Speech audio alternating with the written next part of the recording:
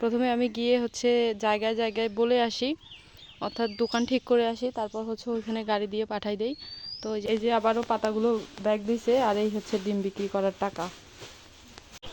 চিন্তা করার কোনো প্রয়োজন নাই, এই ভিডিওটি পুরোটাই শেষ করার পরে আপনারা সিদ্ধান্ত নেবেন যে খামার শুরু করবেন কি না বা খামার দেবেন কি না।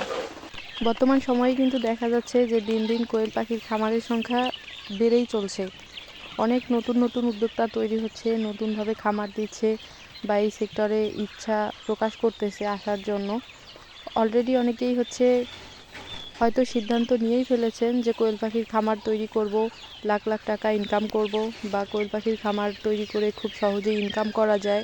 যেহেতু কোয়েল পাখি 40 থেকে 45 দিন বা 50 দিনের মধ্যেই ডিম দেয়, এই জন্য আর কি এই কাজে খুব তাড়াতাড়ি লাভবান হওয়া যায় বা এতে খুব দ্রুত টাকা ইনকাম করা যায়। তো ইত্যাদি ইত্যাদি আর কি, এই বিষয়গুলো ভেবে যারা সিদ্ধান্ত নিচ্ছেন বা নিয়েছেন বা অলরেডি খামার দেওয়া শুরু করেছেন, তাদের জন্য মূলত আজকের এই ভিডিওটি।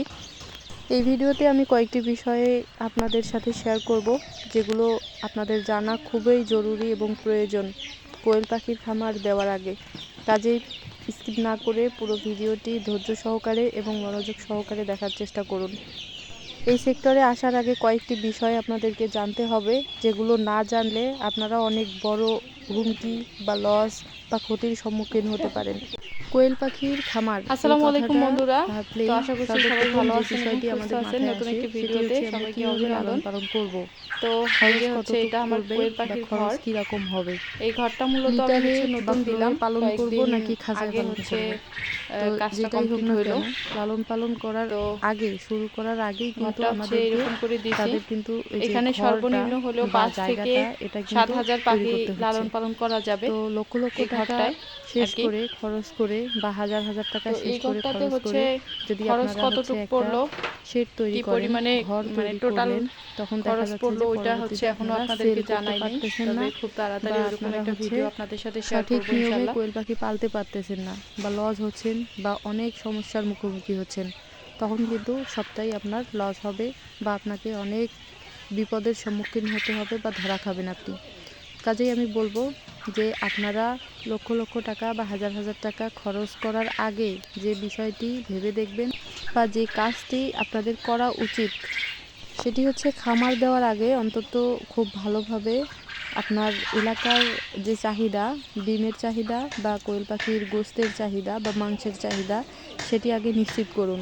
বাজার যাচাই করুন যে আপনারা আপনাদের আশেপাশে এলাকা বা আপনাদের আশেপাশের বাজারে বা আপনারা কতদূর পর্যন্ত, কতটুক পরিমাণে বা কয় হাজার ডিম বা কয় শত ডিম প্রতিদিন সেল করতে পারবেন, বা আপনার এলাকার চাহিদা কীরকম বা আপনার বাজারের চাহিদা কীরকম।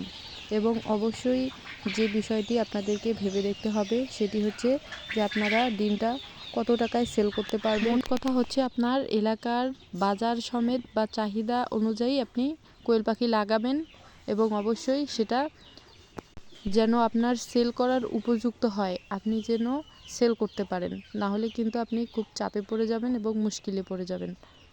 দ্বিতীয়ত হচ্ছে আপনাকে ম্যানেজমেন্ট ঠিক করতে হবে। আপনি আপনার যে লালন পালন করা পাখিগুলো, সেগুলোকে সঠিক নিয়মে সময় মতো খাবার দেওয়া, নিয়ম মতো অর্থাৎ রুটিন বানাতে হবে, সেই অনুযায়ী পাখিকে খাবার দিতে হবে, ওষুধ দিতে হবে, পানি দিতে হবে এবং অবশ্যই আপনাকে আপনার হচ্ছে খামারের নিরাপত্তা সেটা ঠিক রাখতে হবে। যেমন হচ্ছে আপনারা ধরেন যে কেউ বা যখন তখন হঠাৎ করে যেখানে সেখানে থেকে এসে যেন আপনার পাখির ঘরে বা খামার ঘরে না ঢুকতে পারে, বা যদিও ঢুকে আপনার পারমিশন নিতে হবে, বা হচ্ছে আপনার অবশ্যই সেখানে জীবাণুনাশক স্প্রে বা ওষুধ যেটাই হোক না কেন ব্যবহার করতে হবে, যেন কোনো রকম ভাইরাসজনিত কোনো সমস্যা না হয় বা পরবর্তীতে আপনার কোনো সমস্যার মুখোমুখি না হন আপনি, সেই বিষয়টা আপনাকে অবশ্যই দেখতে হবে। তৃতীয়ত যে বিষয়টি, সেটি হচ্ছে আপনাকে সেভিংস করতে হবে। যেমন আপনাকে ভাবতে হবে যে কিভাবে খাবারের বস্তা কিনবেন, কোথা থেকে কিনবেন, কার মাধ্যমে কিনবেন বা কোন কোম্পানির কিনলে ভালো হবে, যেটা সবথেকে ভালো খাবার সেটা কিনবেন এবং হচ্ছে ওইখান থেকে খরচ বাঁচানোর চেষ্টা করবেন। তো প্রতি বস্তা প্রতি আপনি যদি হচ্ছে 10 টাকা বা 20 টাকা করেও সেভ করতে পারেন, তো ওইখান থেকেও কিন্তু আপনার একটা লাভ হতে পারে। আর অবশ্যই আপনারা হচ্ছে এই কাজটা মানে করার চেষ্টা করবেন, যেটা ভালো মানের খাবার আপনার পাখিগুলোকে খাওয়ানোর চেষ্টা করবেন। আর তৃতীয়ত যে বিষয়টি সেটি হচ্ছে আপনাকে লাভ লসের হিসাবটা মাথায় রাখতে হবে। আপনার কত লাভ হলো বা কত লস হলো সেটা হিসাব খুব ভালোভাবে রাখতে হবে। প্রয়োজনে আপনি নোট করে রাখতে পারেন। আরেকটা বিষয় যেটি আপনার খামারের জন্য বা আপনার ব্যবসার জন্য খুবই লাভজনক, সেটি হচ্ছে যে পার্মানেন্ট কাস্টমার ধরে রাখতে হবে। আপনি যত পার্মানেন্ট কাস্টমার ধরে রাখবেন আপনার পক্ষে ততই লাভ। তো আমি আমার পাখির ডিমগুলো এভাবে হচ্ছে সেল করে থাকি, মানে বিভিন্ন জায়গায় দেই আর কি।